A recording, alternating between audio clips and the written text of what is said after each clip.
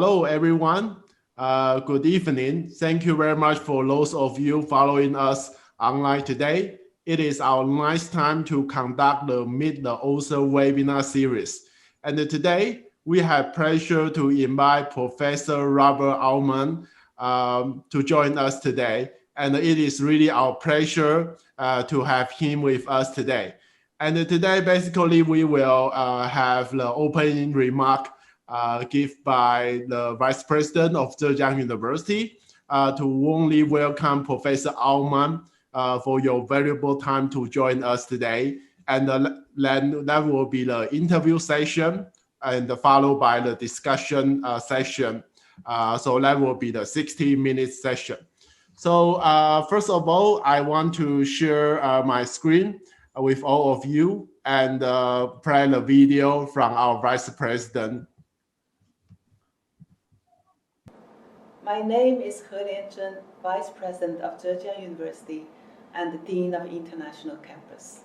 I want to welcome all of you to our Meet the Author webinar series, organized by International Business School at Zhejiang University.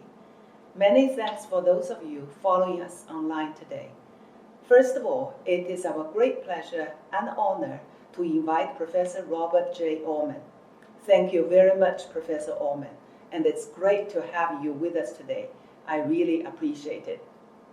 I'm very delighted to know that our Meet the Author webinar series has been successfully launched and conducted for 9 times since its inception in July 2020.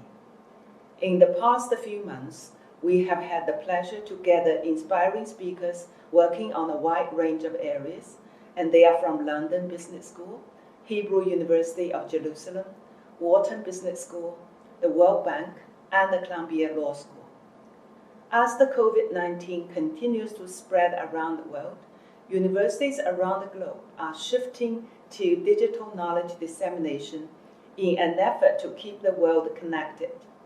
Zhejiang University, founded in 1897, is one of China's leading higher education institutions. In the past few months, we have been dedicated to building a platform for knowledge dissemination to produce timely and high-impact outcome during the time of crisis. So I'm very glad to know Professor Aumann is willing to join us to support the initiative for knowledge dissemination. Meet the Author webinar series is part of the initiative at Zhejiang University to cope with challenges in 2020, and more importantly, to contribute what we can do together with the world. We also work with Cornell University and the University of Illinois at Urbana-Champaign for offering their undergraduates and graduate students an opportunity to study with us on the international campus. It is another example of how Zhejiang University is trying to build a platform for knowledge dissemination both regionally and globally.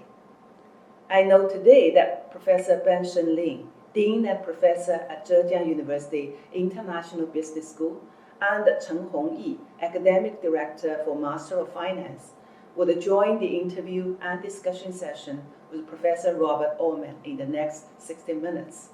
I'm very excited for the session and all the best for today's event. With that, on behalf of Zhejiang University, I want to express our sincere gratitude to Professor Robert Aumann and your excellent team at Hebrew University of Jerusalem.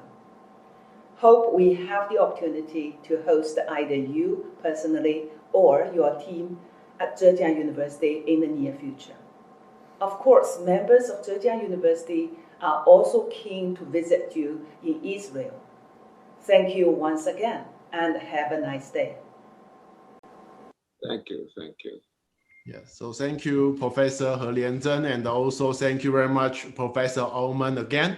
And thanks to technology, we have pleasure to connect with you to conduct this event in 2020. So really appreciate. So first of all, we know that you did a lot of research on game of theory. So for my interview question, the first one is really we want to learn from you about the game theory. Particularly, we learned from your speech before that economy and game theory in one word is incentive. So would you like to pick up a few examples to illustrate the idea?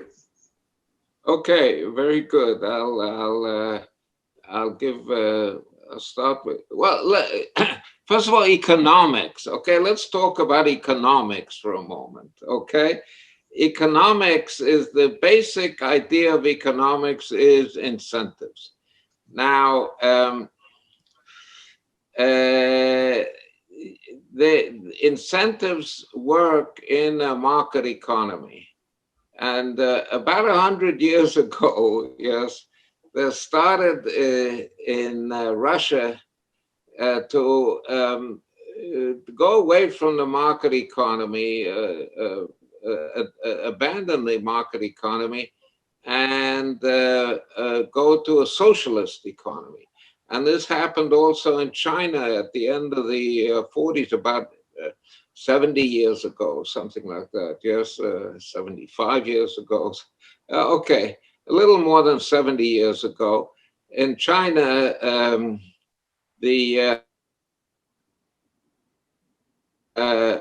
revolution at the end of the 40s, led by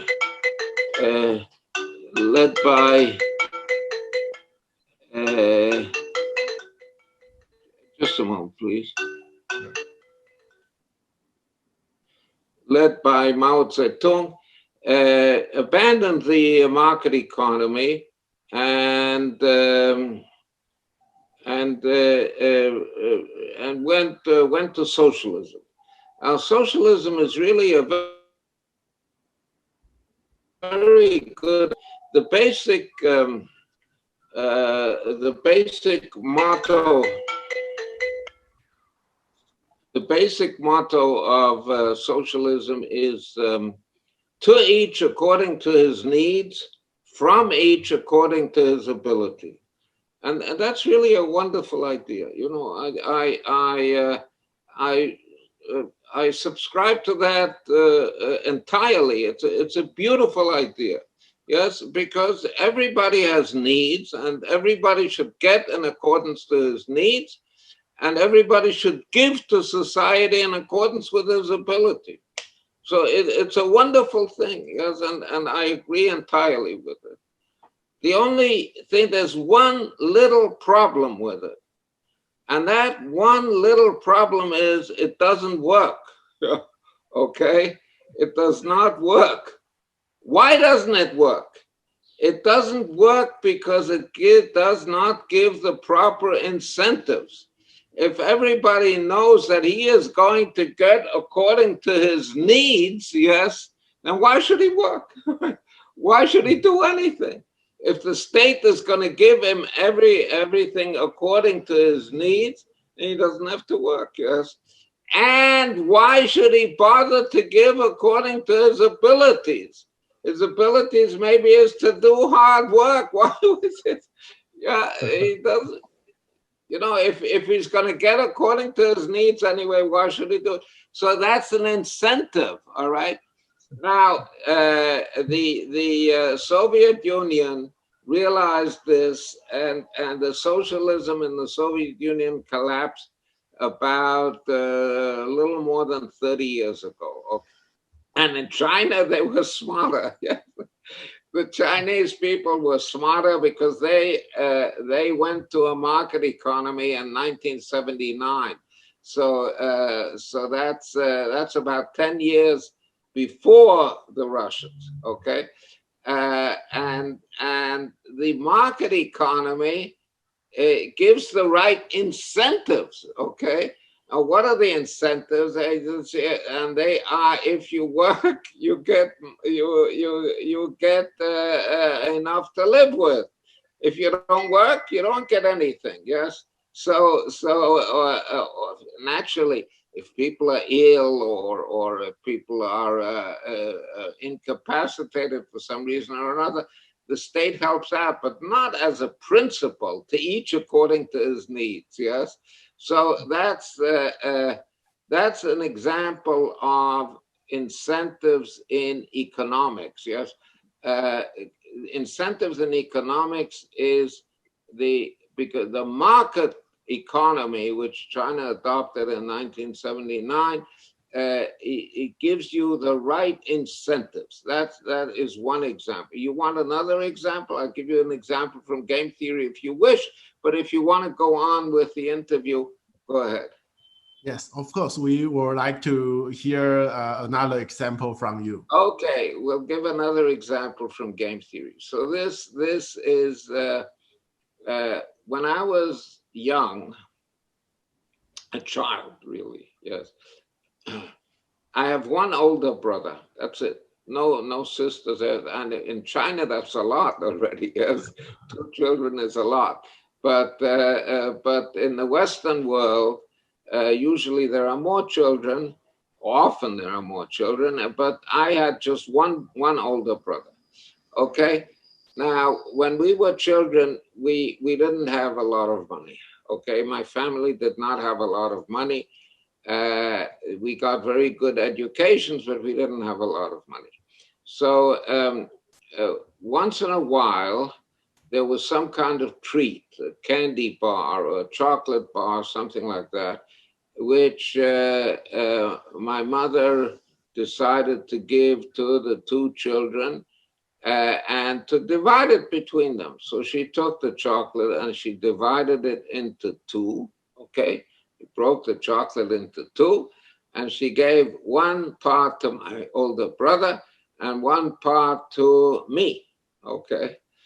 And sometimes the children were happy, but it happened pretty often that one child was dissatisfied. He said, I got the smaller piece. Yes, you should have given the bigger piece. My brother got a bigger piece. It's not fair. And there was crying and tears, and the children were upset. And this my mother didn't like this, because she had to, a treat for the children. She meant it to be something that the children would enjoy, yes, and not that they should be crying. So she was a game theorist, yeah, and this was before game theory was published, okay? She was a game theorist, and she said, you know what? I am going to give you incentives to be happy. How does she give the 2 children incentives to be happy? So she said, she gave the chocolate to me, and she said, Bob, you break it into 2, okay? Not me. And then your brother, Moshe, will choose one of the 2 pieces, okay?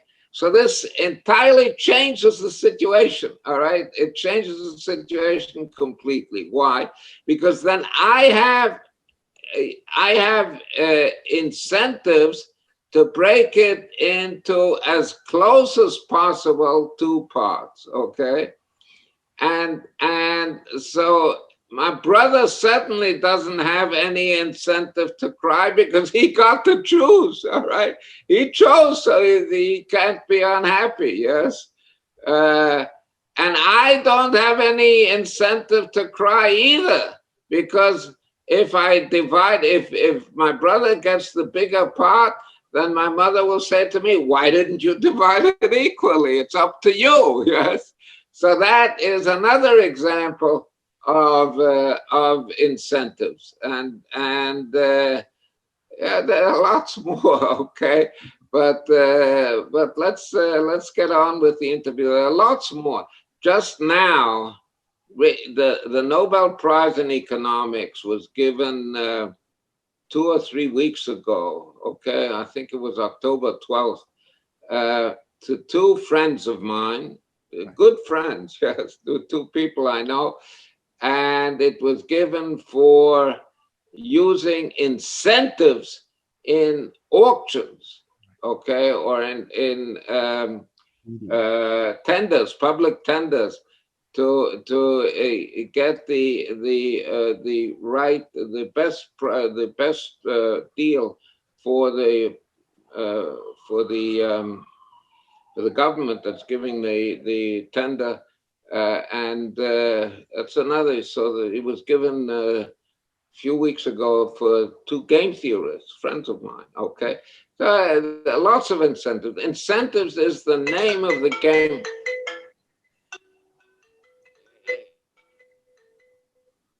Incentives is the name of the game in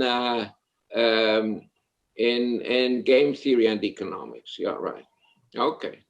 Right. Thank you very much for Professor Aumann to give us very vivid image for how to imagine the incentive. And I think after many audience listen your story that between you and your brother, probably the conflict is getting reduced from now on.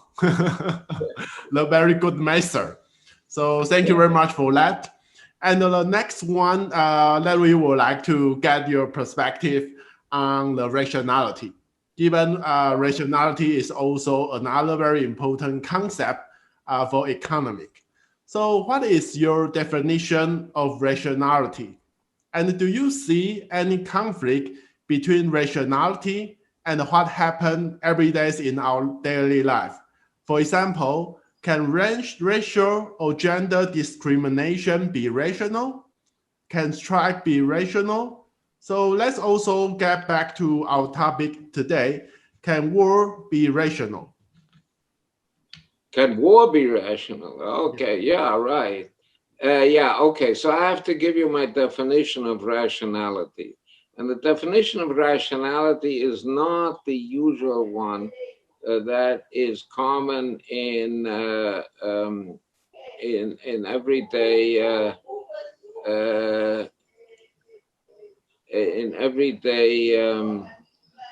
life.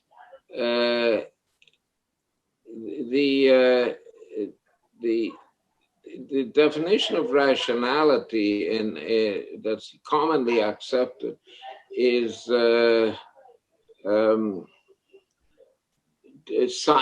thinking scientifically, thinking logically. Okay, that is rationality. Yes. So just a moment, please. Okay, fine.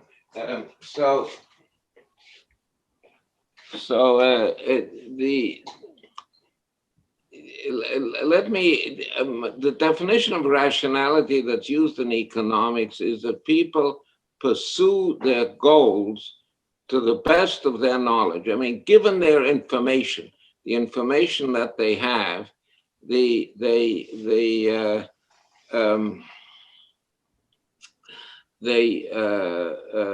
try to do the best that they can to reach their goals. Okay, so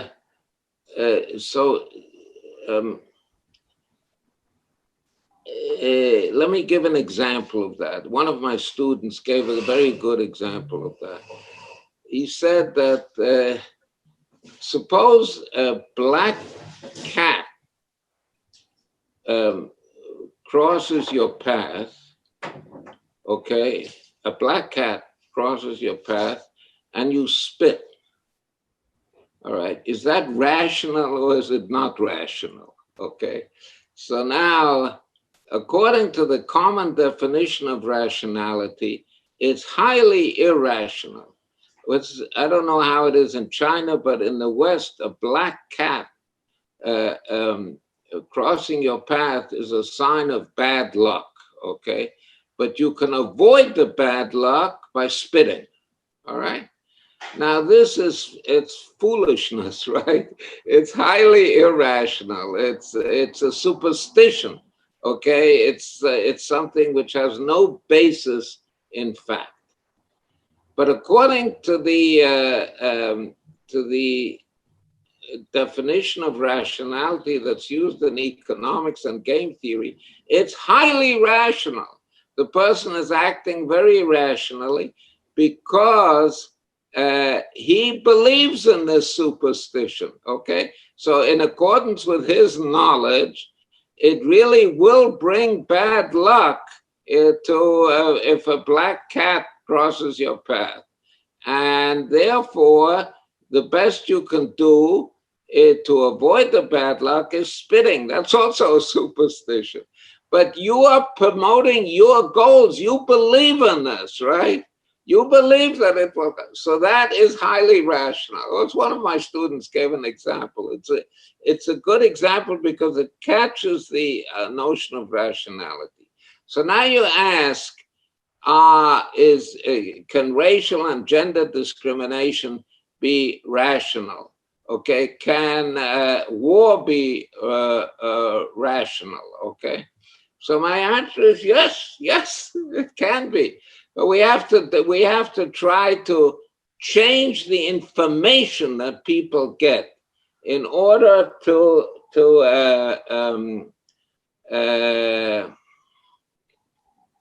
in order to give them an incentive, not to engage in gender or racial discrimination, okay? In order to give them an incentive for this, you have to, let me give an example from gender discrimination, okay? Suppose a young lady comes to me, or comes to somebody else, not to me, right? And I want a job with you, okay? What kind of a job you want? I want to be your secretary, okay? Now I say, now the employer, the prospective employer says, are you married? Okay, so so the young lady could say yes. Okay, how long have you been married? So she says, we've been married 1 year. Okay, do you have any children? No, we don't yet have any children. That's what the young lady said. So the employer will say, well, you know, I'd rather take an older lady because you are liable to get pregnant, okay? And then you will get a child, and then, no, even during your pregnancy, you may not feel very well, and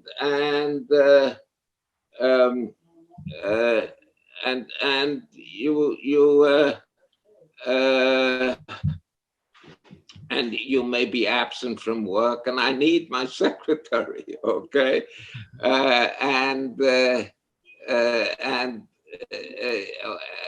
So this might lead to gender discrimination, all right? Because men don't get pregnant, all right? As it happens, men don't get pregnant, all right? So this is a situation where you have to do something about this. You have to change the incentives in some way. Frankly, I don't know what to do about this particular thing, but this is, now you ask, can strikes be rational? Okay, now, yes, strikes can be rational. Why? I'll give you an example.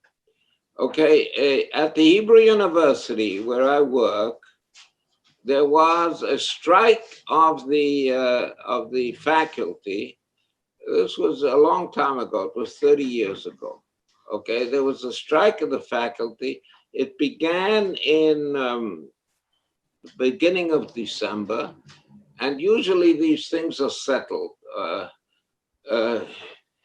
Usually these things are just a moment, please. אני צריך את הדלת פתוחה מפני שבגלל בבקשה תדברו בשקט. כמה זמן? עד מתי? 3. Okay, I'm sorry. Yes, there's one of the disadvantages of Zoom, yes, that there are people, you do it from your home and there are other things going on in your home, okay? So they just close the door, but that changes the lighting and it's no good, okay? So I beg your forgiveness. Okay, so we had this strike the strike lasted a long time. Usually it's settled fairly quickly, but this was not settled quickly, and it dragged on to December, January, and it got to the middle of February. And there was a big danger that the whole year, the whole academic year of study would be lost, okay? And there was a big danger of this. So then there was, in the middle of February, there was a meeting of the faculty, and the meeting of the faculty got, we had to decide, the whole faculty of the Hebrew University had to decide whether to continue with the strike or not. And there were about 400 or 500 people there, okay, the professors at the university. And they said, and there were a lot of speeches that said that we are professors at the university and we have to give an example, and from this, we have to be, we are not allowed to, we have to be loyal to our students, and it's not right to strike, and it's true that we're not getting enough money, but we should not, we should give, we are better than other people, and we should not, we shouldn't do this. And then there was at the end of many speeches of this kind, there was a vote, and the vote was that about 480 people voted to go on with the strike, not to end it, and 6 or 7 people voted to end the strike, and then the rest didn't vote, okay? Something like that, okay? So a very big majority voted to go on with the strike, and then the university settled within 2 days, 2 days, okay? So what was going on over there? What was going on was that the strike was necessary to show the will of the professional of the professors, of the staff of the university, to show that they are determined to continue the strike. Okay, they're determined to get and the will of the people. This could not be demonstrated before. It could not be demonstrated in December already. The strike was necessary to show the other side that that the staff of the university is determined to get its way. Okay. Yeah, so this strike was rational. All right. Now you ask about war. Okay. Now you ask about war, and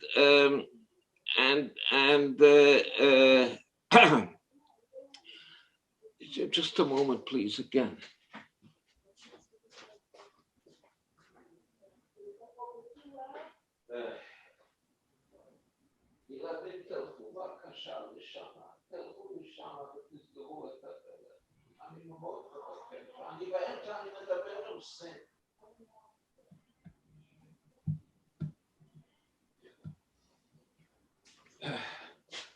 Okay, I'm terribly sorry.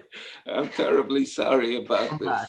That's the disadvantage of Zoom. It has lots of big advantages. You know, you can talk with all over. You don't have to travel, but it has its disadvantages also. So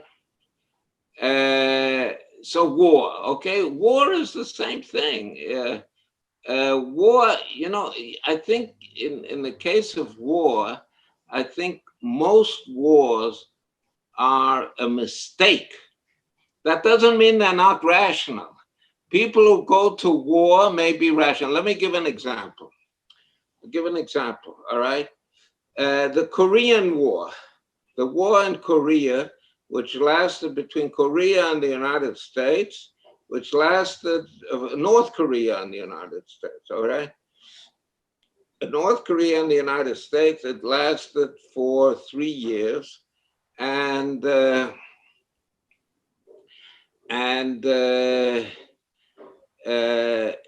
it was due to a mistake, and the mistake was that the North Koreans did not realize that the United States would defend South Korea from an attack. The United States did not make that clear, okay? The United States, when there was the tension just before the beginning of the war, the United States did not make it clear that it would defend South Korea. If the United States had made it clear, okay, there were all kinds of words which could be interpreted in 2 or 3 or 4 different ways, and it was not clear that there would be a defense. So if it would have, in fact, the North Koreans were led to believe that the United States would not defend the South Koreans, okay? And therefore they attacked. That gave them a reason, because that's the incentives I was talking about. It gave them a reason to attack because they thought the United States would not defend the South Koreans, all right? So it was rational for the North Koreans to attack. But then it was also rational for the United States to defend the South Koreans, okay? To jump in, because the United States could not afford to lose South Korea to the communists, yes? And I don't know whether you gentlemen, you look very young to me. Maybe Mr. Hong Yi looks really young, and Professor Ben Shenglin looks fairly young, but I don't know whether you remember the Cold War.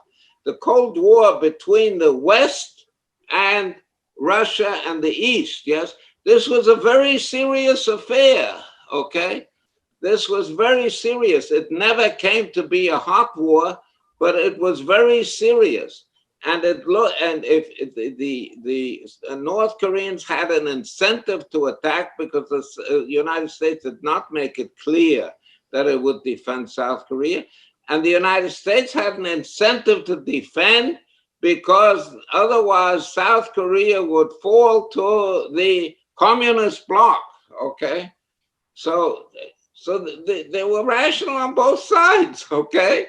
They had an incentive, and you want another example? I'll give you another example. World War II. World War II was a mistake. Yeah, what was the mistake? It was a big mistake. In other words, it turned out not as the people had planned. What do I mean by that?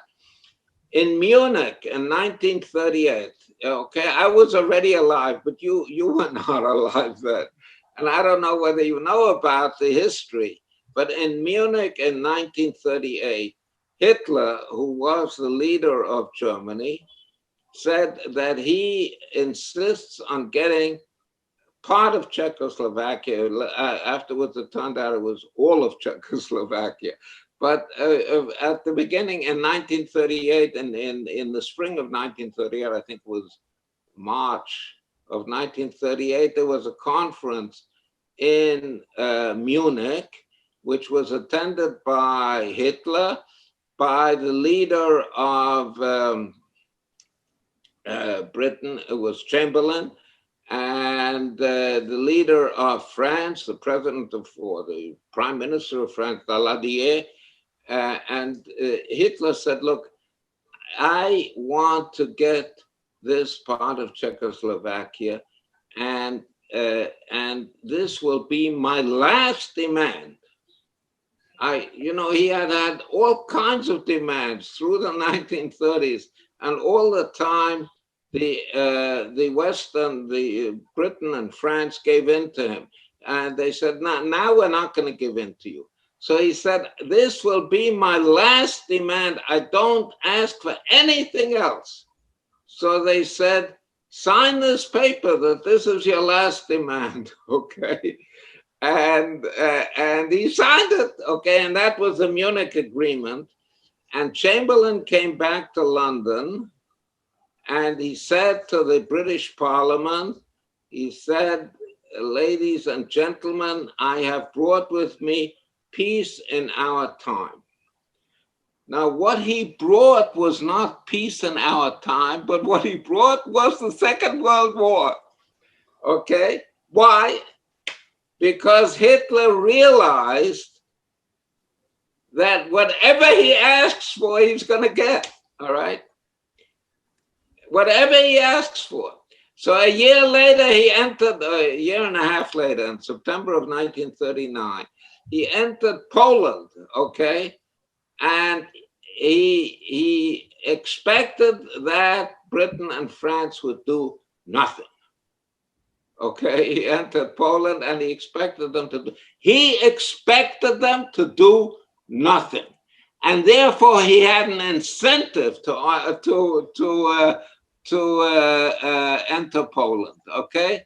He had an incentive to do this. He was rational in doing it because he expected them to do nothing.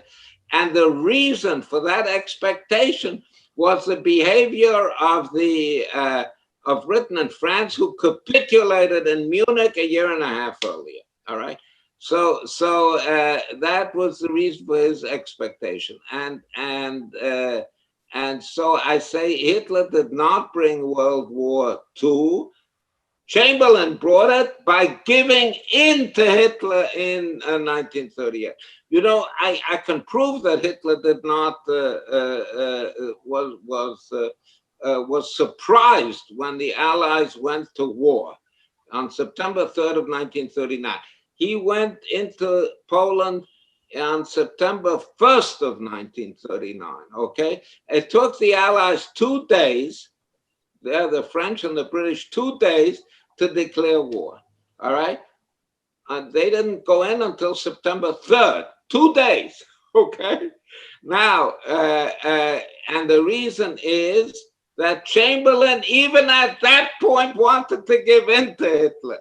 But his government said, no, we're not giving in to Hitler. We're not giving in. This is the last straw, okay? And they phoned the British ambassador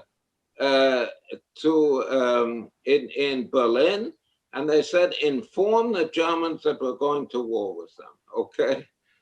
And the ambassador went to the foreign minister of Germany, von Ribbentrop, and he told him, we're going to war with you. And von Ribbentrop phoned Hitler, and Hitler was furious. He said, they cheated me. They cheated me in Munich, okay? He was furious. He didn't expect it, okay? So this was people don't make their intentions clear, okay? Or they make them clear, but it's the wrong intent. If they don't act in order to motivate the other side to act in the way that is good for you, if you don't motivate the other side, then you get war. So war is rational, okay? Hitler went to war, he was rational, and the West went to war to defend the West, that they were also rational, because otherwise Hitler would have overtaken the whole world. That's it. Okay. So I hope I answered your question about rationality. Yes, very clear, and also very good to connect the history and also economic together. And it also remind me because last year I had opportunity to take the flight, and the flight was canceled. And the other passenger sitting next to me act very angry and tell the flight company, if you don't pay me the 5-star hotel to let me stay overnight to take another new flight, I will maybe shout to you. And then finally, eventually, let irrational people get 5-star hotel. But for me, facing the flight cancel, I just can sleep in on the bench. So I think sometimes irrational behavior can also show our strong, how can I say, determination to the event or to the activity. Yeah, that's right. Absolutely. Yes, yes, yes. Okay. Thank you very much, Professor Aumann. So the next question, as you know, that Zhejiang University is located in Hangzhou, and we have the companies like Alibaba or Ant Financial, which is really use a lot of artificial intelligence. So last question, we talk about rationality. So generally, we are discussing the rationality for decision making. As we know, artificial intelligence is becoming popular and applied to many sectors in the real world.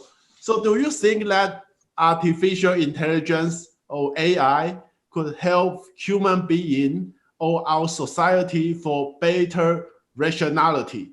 What is your perception on that?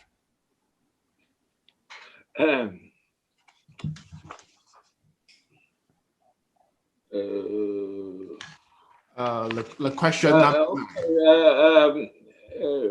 Okay, yeah, I got the. I think, you know, I think, well, why not? Yes, I think artificial intelligence is very good for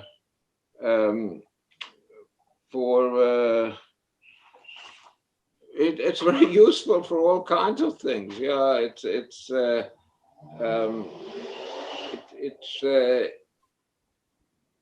I think I'm not sure about making better decisions, but I think it's something very positive. I mean, you know, in playing chess, Right. The chess playing machines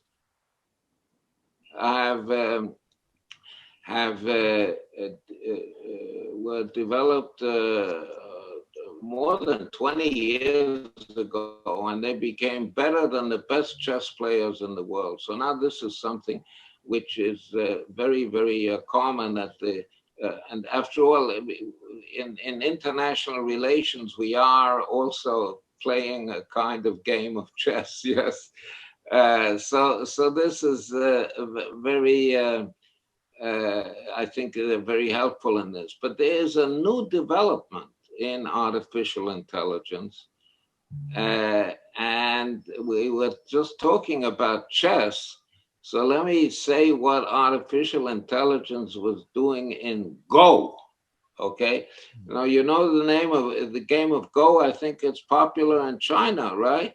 The game of Go. And the game of Go was not amenable to analysis by artificial intelligence until about, I think, 2 or 3 years ago. Okay, and at that time, at that moment, artificial intelligence developed a program for playing Go, which now succeeds in winning the best against the best Go players in the world. Okay, and it has done this by a way which is called deep learning. Now, deep learning is different from the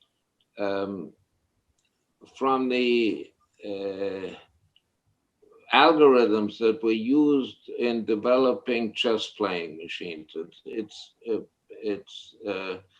It's essentially different. Let me try to explain what the difference is.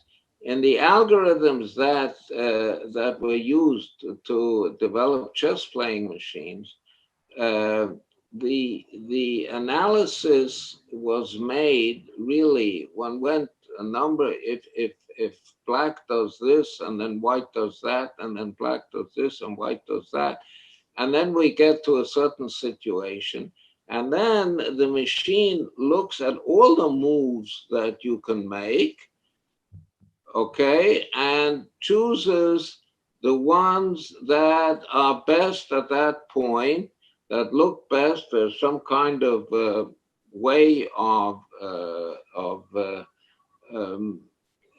measuring how good a move is, and then you take the best move, and you do this entirely explicitly, okay? You choose the best move explicitly. In deep learning, you don't do that at all, okay?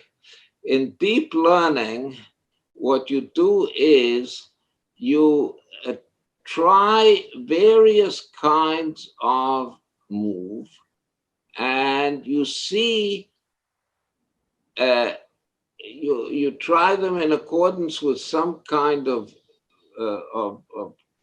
algorithm, and you see what works well better in practice. You don't evaluate the moves in theory, like in the chess playing machine, but you evaluate the moves in practice, okay? And in other words, what works best, yes? Not, and you have no idea why it works best. You don't understand it at all, why it works best. But you look at what works best in practice, all right? So this is something which is now has become very common. It's applied to Go, but also to playing Go, but also to much more common things like recognizing pictures, recognizing who this person is. Yes, you show a picture, all right, and then you apply the algorithm, and the algorithm will tell you this is Mr. Hongyi Chen, okay? So, and how do they do this? So they do this by looking at various thousands of different pictures of Hongyi Chen, and then and mixing it up with all kinds of other people, and then using some kind of algorithm which will pick out what works best, okay? Now, we don't have any idea why this algorithm works, but it just works. It's you know, it's not as simple as that, okay? But this is not the place to explain the nitty-gritty of it. In any case, I think artificial intelligence, in particular deep learning, but also many other aspects of artificial intelligence, I think it has a great future. I think it has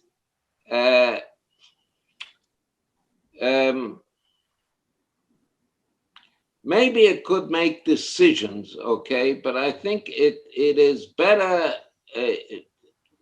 I'm not sure of this, okay, but it is better in helping you, giving you the information, okay, giving you the information on the basis of which you make your decision. You remember my definition of rationality? It's to pursue your goals given your information. So how do you get the information? You get the information with artificial intelligence. And then you make the decision that you think is best for you on the basis of this information. So the person who spits when he sees a black cat, yeah, if he applies artificial intelligence, they're going to tell him first of all, black cats don't bring bad luck, and second of all, spitting doesn't help, okay? So they would get that information, and then he can act rationally on the basis of the information, okay? Right. Thank you, Professor Aumann. Indeed, we still have plenty of questions for you, but due to time constraint, with that, I want to turn to the discussion time, and we will invite Professor Ben Shenglin to join us together. So that Professor Ben, that we know that you work for financial and economic, and also in the last few years you work on fintech. So we will also like to get your perspective. How do you think on the rationality and also incentive, and any feedback or discussion with Professor Aumann? So Professor Ben. Okay, thank you, Hongyi, and I just want to echo what Professor Aumann just said about AI. How could that potentially improve rationality? I think people are making decisions based on rationality. AI is given the information that they can have, I think can potentially improve the decision-making process for rationality. So indeed, it could enable and empower the rationality and especially the decision-making process. Whether it will be better or worse, it depends on the algorithm and many other things as well. But Professor Aumann, I just want to ask you one question, probably, if I may. I'm an economist by training. I also had my PhD from Purdue University in economics. I must say, in the last 26 years since I graduated, the reputation of economists as a profession seemed to be mixed. People sometimes, they call themselves economists when they work for, say, investment bank in Wall Street. They would predict how the exchange rate is going to move and how the stock market is going to move. And of course, the track record has been mixed. So what's your impression about the economists as a profession and their reputation, how they may be able to really contribute to the real life? When you gave a few examples how economists can help the world, especially help the world become a better place. So maybe you could share with us a couple of proud examples. You are really proud that what you learned, what you did, was helping the real world better. I hope that I answered the questions clearly. Okay. All right. I think it seems to me that as far as economics is concerned, in general, we'll get the game theory in a moment, but as far as economics is concerned, I think with the work of John Maynard Keynes in the late 30s and early 40s, I think we got a better understanding of macroeconomics. And I think in the period following World War II, the economic world was much more stable than it had been before that. We never got into a situation like the business downturn that started in 1928 and ended up in, it didn't end really until the war. It lasted for 10 years. Yeah, it's called the Great Depression, okay? The Great Depression lasted for 10 years, okay? Until, and the world did not come out of the Great Depression until World War II. And a war it gives an incentive for business, and that brought the world out of the Depression. But until the war, the world did not come out of the Depression. We never had anything like that after after the Second World War. Until today, we've had nothing like that. We've had some business downturns. We had a very severe downturn in 2008, and there were one or two others before that. But the world came out of these things pretty quickly, okay? And that is because people started to develop the ideas of Keynes and other ideas, so that the central banks, before that, the central banks did not act in a way which was fitted to the to what should happen with the economies. But afterwards, the central banks started working to oppose trends which would destabilize the economy, and it worked pretty well. I think even the downturn of 2008 was because of it wasn't foreseen by economists, maybe, but economists were able to counteract it, and it ended pretty quickly, within a year or two, I think.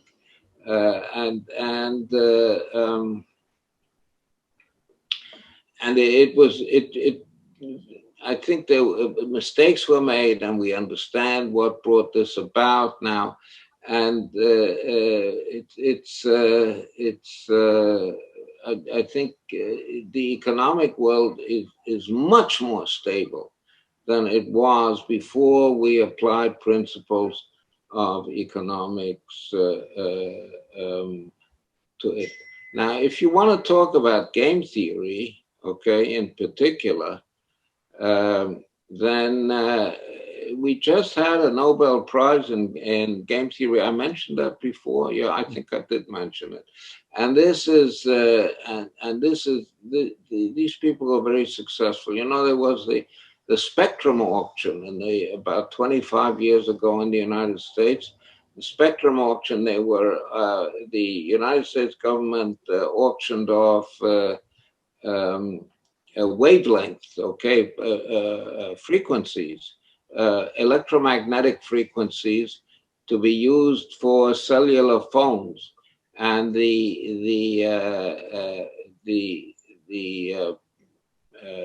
people who won the Nobel Prize, they developed and also other game theorists, not only them, many others, developed methods for doing this in an optimal way, and so that has become very useful. And there was also a Nobel Prize in 2012 for market design, and so I think there have been a lot of successes of game theory in designing, okay, market design, designing markets, and in designing things like auctions, designing other devices. So I think it's, you know, would I suggest you to become an economist? I think you should. I think if you're an economist, I think you chose well. It's okay. People, I think let me put it this way. I think it does help the world, just like many other things help the world, medicine and science, engineering, the economics helps the world. Yeah. Okay. And thank you for that. Just one quick one. You know, you talked about market design. China has become a market-based economy. We have done a market design well, but no Chinese has won. No Chinese has won Nobel Prize in economics. When do you think a Chinese economist might win a Nobel Prize?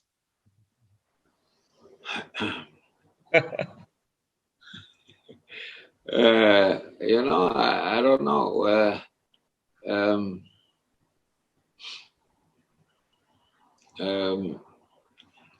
I don't really, in the last 10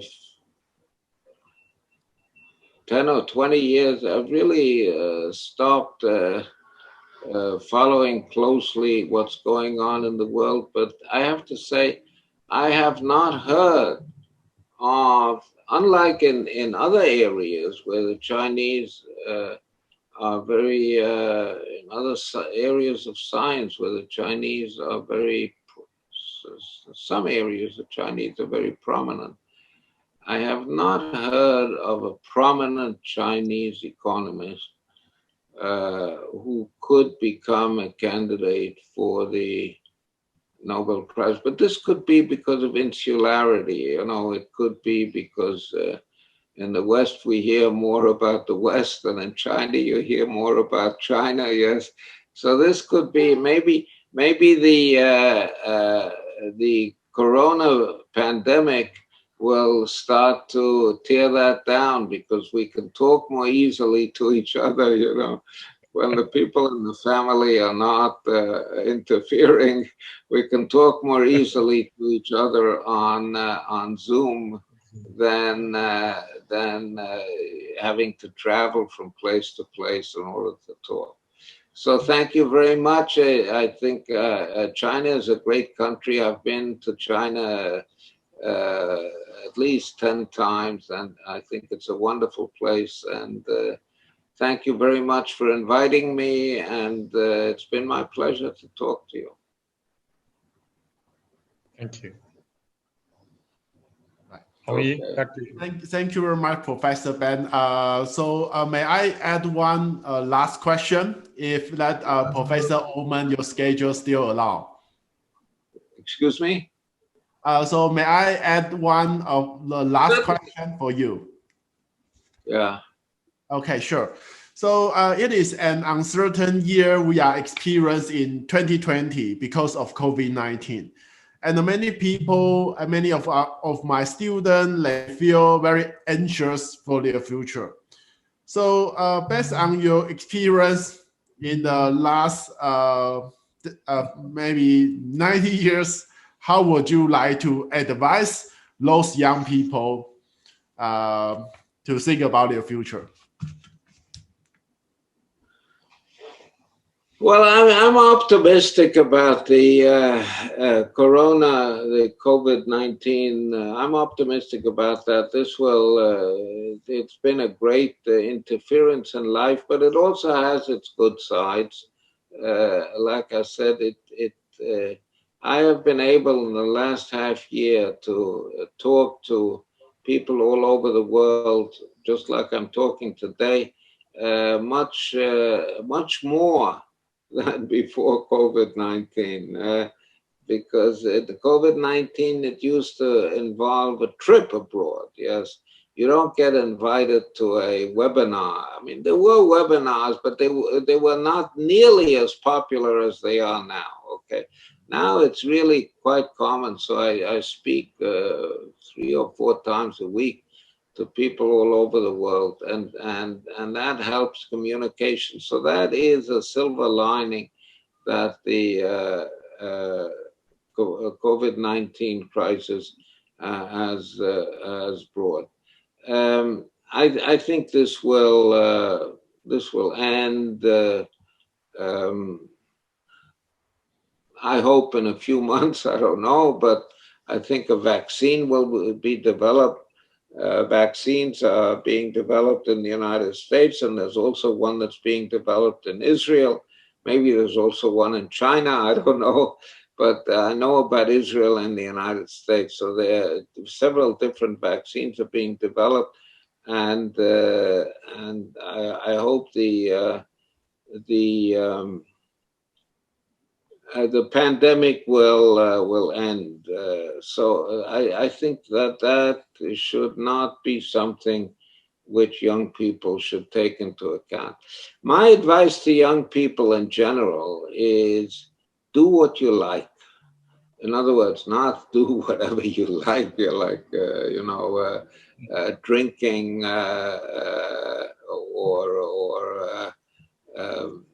just wasting your time. That's not what I'm talking about. I mean, do study whatever it is that you like for its own sake, not to make money, all right?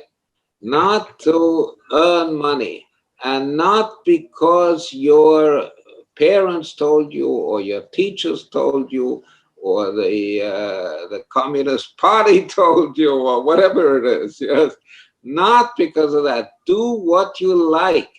Why do I say do? In other words, study or engage in the productive activities or study whatever it is that